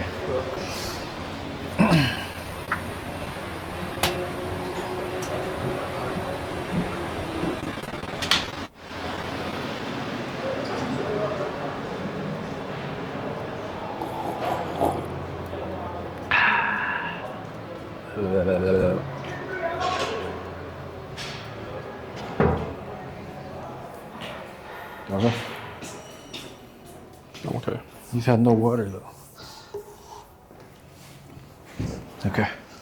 Yeah, I was saying I think a lot of TikTok philosophy and I don't know if this is the right word, but intellectual discourse on TikTok for whatever topic, whether it's like movies, pop culture, political events, a lot of that appeals to confirmation bias. And when we talked about it before, I kind of described confirmation bias as looking for things to confirm your already conceived bias. What I mean in this case is that people know that people on TikTok, creators on TikTok, know that people out there exist that have preconceived biases. And so they'll make videos with the intention of getting interactions from those groups of people. Because they know that people that feel strongly about this will interact with this kind of content. You know what I mean? So like, for example, kill all men. That's a pretty big, or at least it was a pretty big like discourse. And there's like a lot of women that feel that way. And people like make content just appealing to those women, right? Yeah, and sometimes I'll like stumble on it, I'm like, what the fuck is this? Like, Yeah. go through the comment section and like, damn, these people really exist. Yeah. Or like black pill, red pill people. Like Yeah, I was about to say. those people, like that is their reality, right? Like they think that's how the world works. And so they see stuff like that and like, yeah, this is what I'm talking about. This is like, this is proving it. It's like, no, that's confirmation bias. Like picking things out to confirm your preconceived bias. And so with like philosophy and stuff like that, I try not to get too deep into it. This is kind of like the lifestyle, like self-help stuff I was talking about. I'm just like, I don't want to be just gooning in my own preconceived notions. You know, I want to be open to new perspectives. I want to experience new perspectives. I don't want to be just this echo chamber of what I think is right and then seeing stuff and saying, yeah, that's why I'm right. That's like the easiest way to become kind of closed-minded, to think you're open-minded, you know?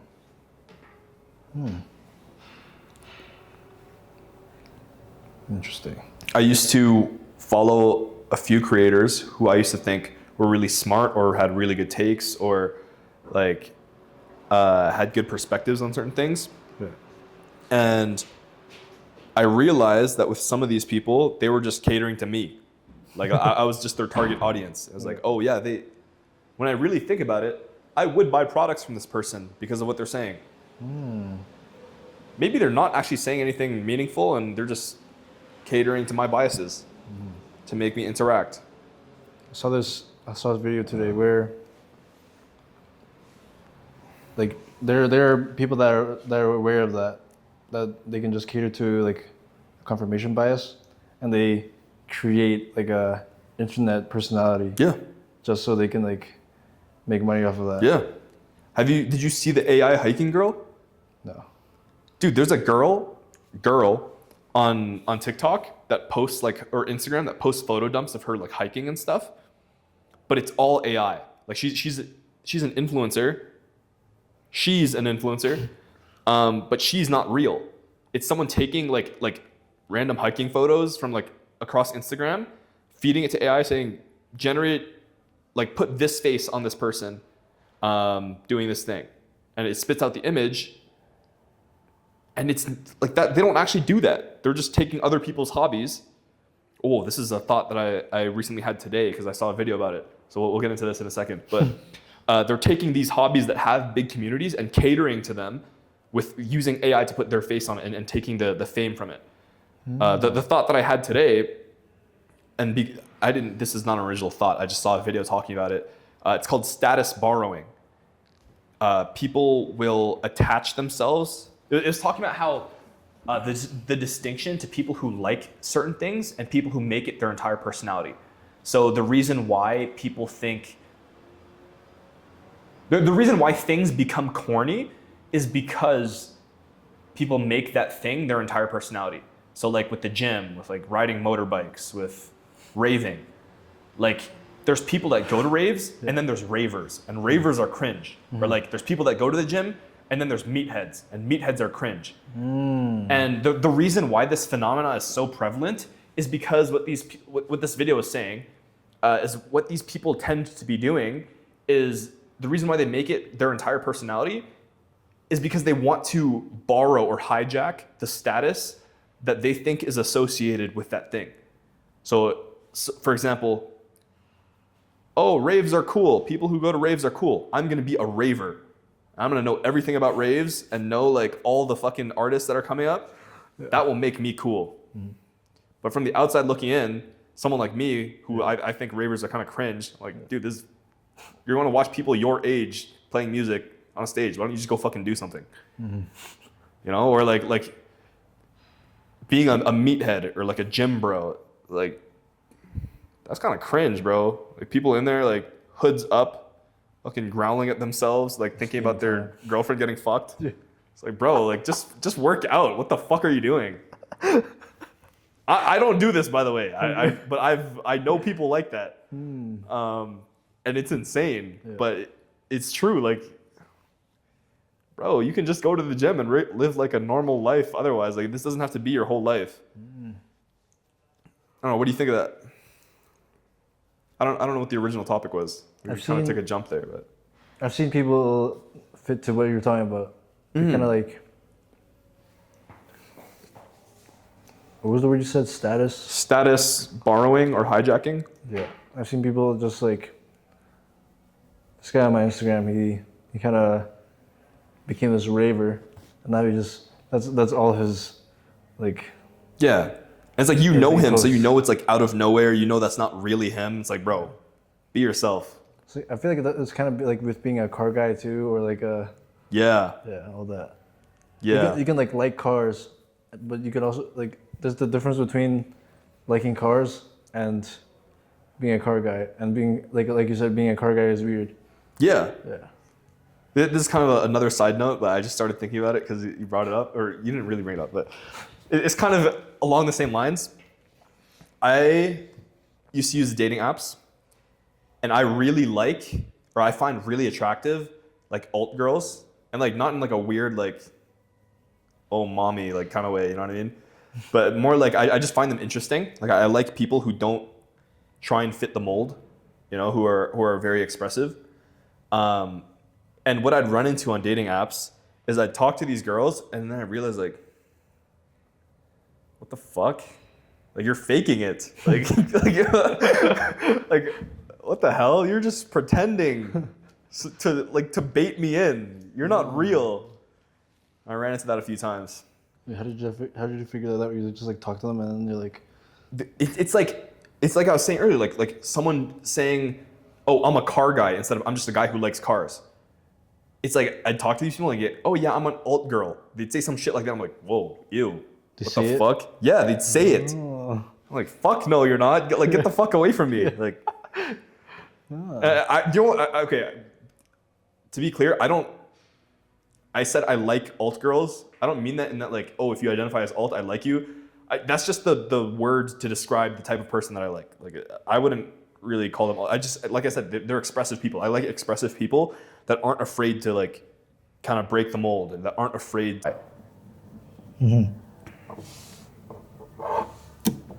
word. Okay.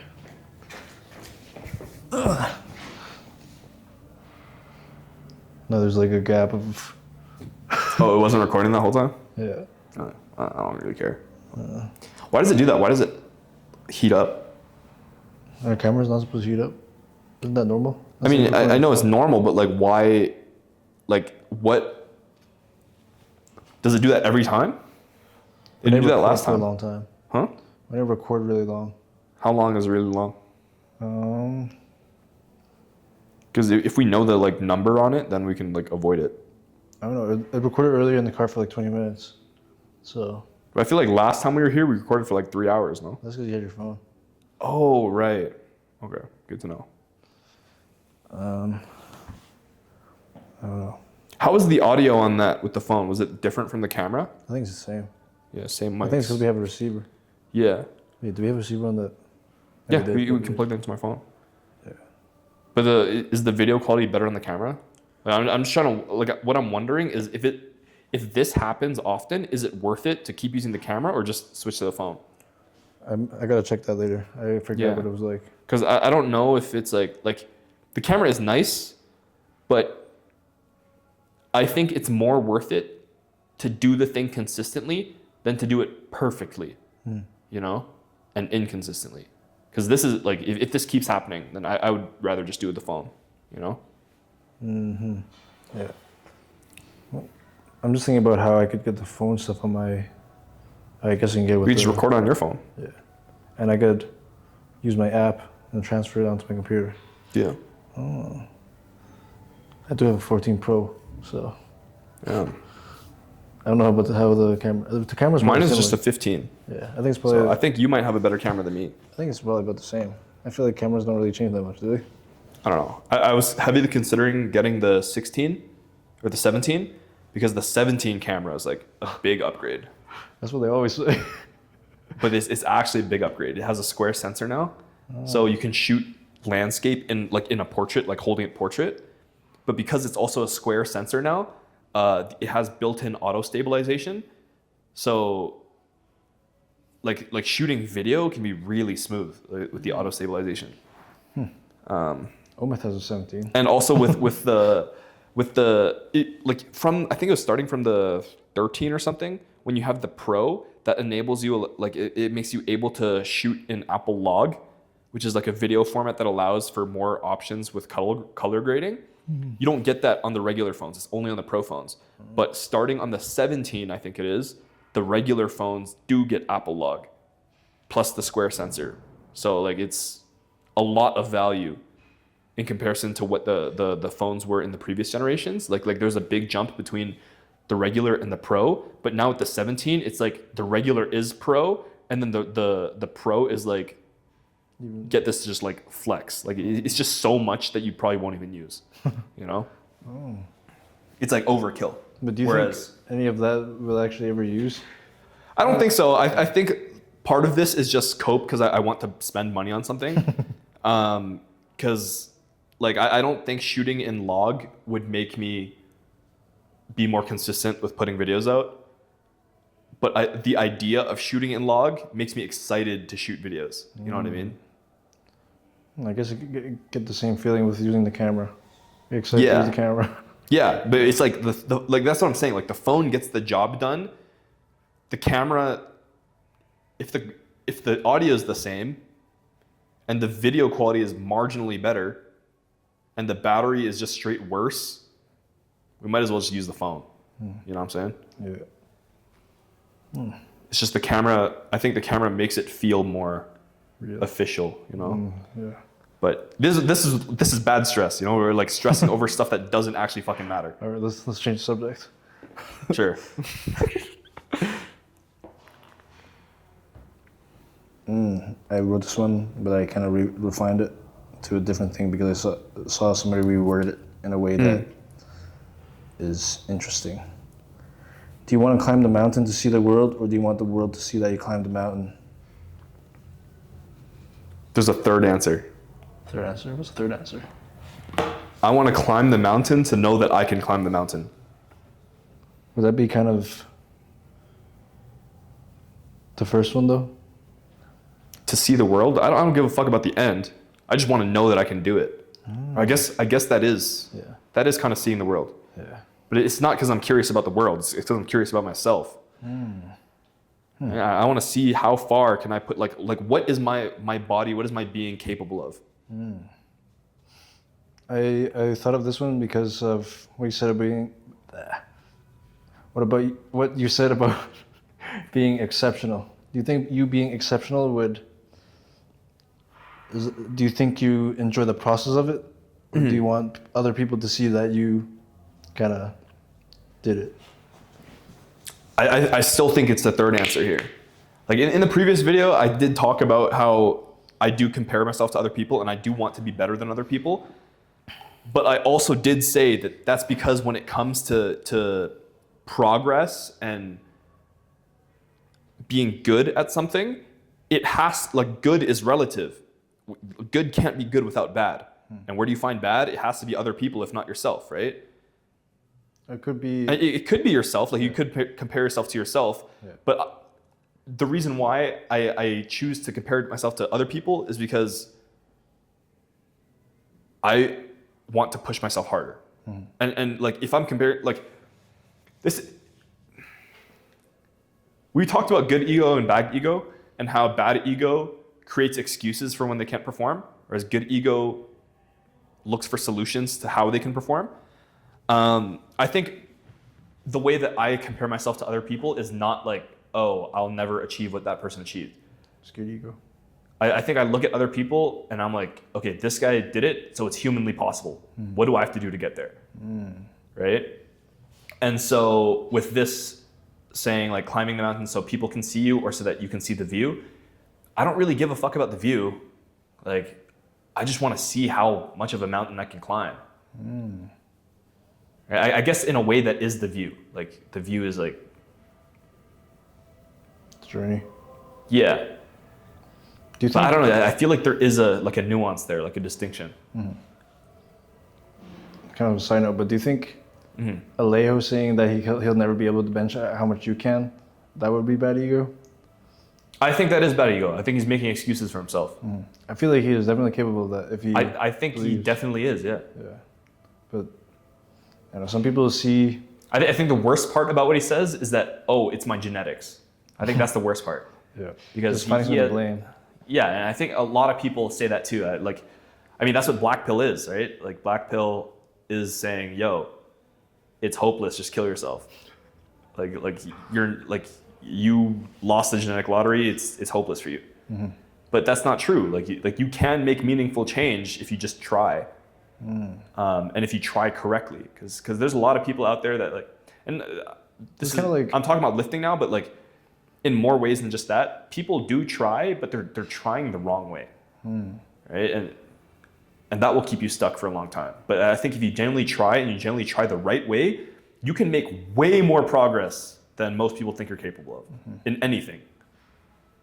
I think this kind of bleeds into our talk on nihilism and absurdism. Because like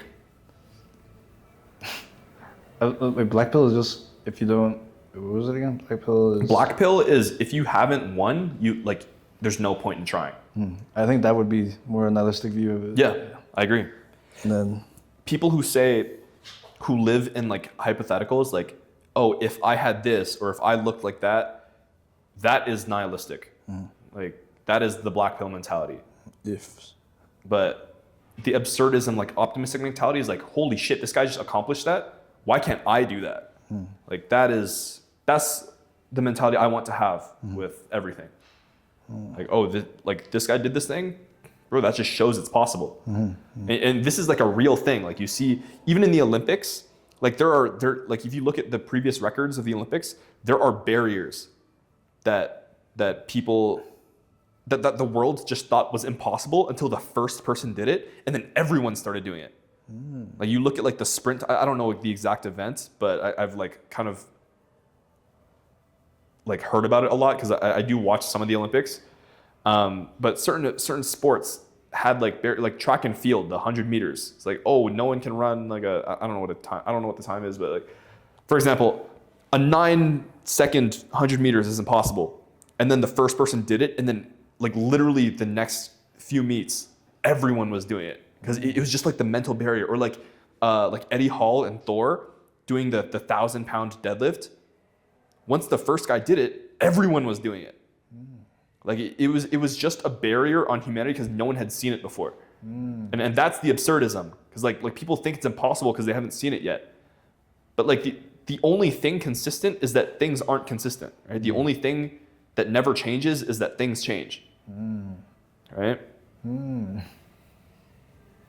And I think like the absurdist mindset is like, one, a way more optimistic and less sad way to live life, because it's not hopeless. Like anything is possible. Anything is possible. Right? Yep. What was our main topic of this? I kind of just on a tangent again. I don't think the tangent is bad, but it was like related. But it did.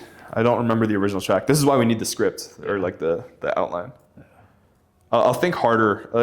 Like this week, there was a bunch of shit happening. I'm not trying to make excuses, but I did have a bunch of shit going on. But then also I was like pretty lazy. Yeah.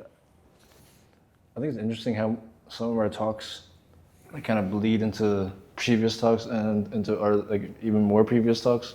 I think it's pretty interesting. I think it's just because it's what's on our minds a lot. Like that's what we think about a lot. So that's what we talk about a lot. But even like new topics, all of those still tied to it's like we have a mindset, right, of how we view the world, and then everything that happens is viewed through that lens, right? And it's not really like a good or a bad thing. It's just how we view the world. I think it'd be interesting, and I do think it's interesting to talk to people who don't view life from the same lens as me, because I like to hear other perspectives. Like I've told you before, I have like a lot of friends that are like devout Muslims who don't view the world the same way as me. And I love hanging out with them because I get to hear like how they view things, and it's like interesting perspectives that I've never thought about before. Angelica always Challenges your... Yeah, like she always like she'll like drop a gem every now and then. I'm like, what the fuck? Like I've literally, dude, the entire reason I got this job was because of Angelica, and not that she gave me the job or something, but she like introduced me to a new way of thinking that I had never thought about before. I used to think that with referrals, it was like, oh, like why would I get a referral? Like I'm just skipping the line. I'm just a nepotism hire. Like a handout kind of? Yeah, like it's not a true reflection of my ability. And then she said to me, she's like, look, you will never get the opportunity to show that you are worthy of the job if you don't get the job. I was like, what the fuck? Like that exploded my mind. And I was like, what the fuck? You're so right. Like, what the hell? Yeah. And like, I still thinking about it. Like, I still think about it every day. And like literally the day after she told me that, I made a list of all my friends who are employed, and I asked all of them for referrals. And I was like, and she didn't say it exactly like that. Her words were, sometimes you have to shake ass. Like sometimes you have to shake some ass to catch their attention, and then you can show them your hard work. That's a good way to put it. And I always think about it. It's like sometimes you have to shake ass. And every time I've gotten an interview after she told me that, like I literally, I'm like, okay, like before my interview, I'm like, it's time to shake some ass. Let's go. It fucking hypes me up, bro. But Angelica, actually, bro, she changed my life. Like, in like, there's more ways than that, but like that's the big recent one. That's awesome. But yeah, dude, I love getting other perspectives from people because like stuff like that, bro, will change your life. Completely change your life. We should get special guests once in a while. I think so too. That'd be pretty cool. I think so. But I feel like it should be someone that's a little different. Yeah, it can't be. I mean, it can be, but I think it'd be more interesting if it's someone who's not in our normal circle, because people who are in a normal circle will think like us, or maybe not. But you know what I mean. Like, Let me write that down. what, the shaking ass? No. Oh, Bring special guests. oh, word.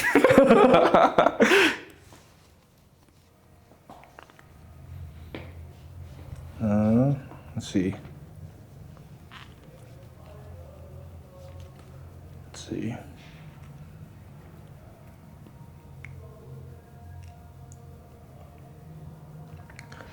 This one I kind of wrote down, but it's kind of what we've been talking about. To be exceptional, I think you have to reject social norms, and I think that's kind of just rejecting herd mentality and all that. Nothing really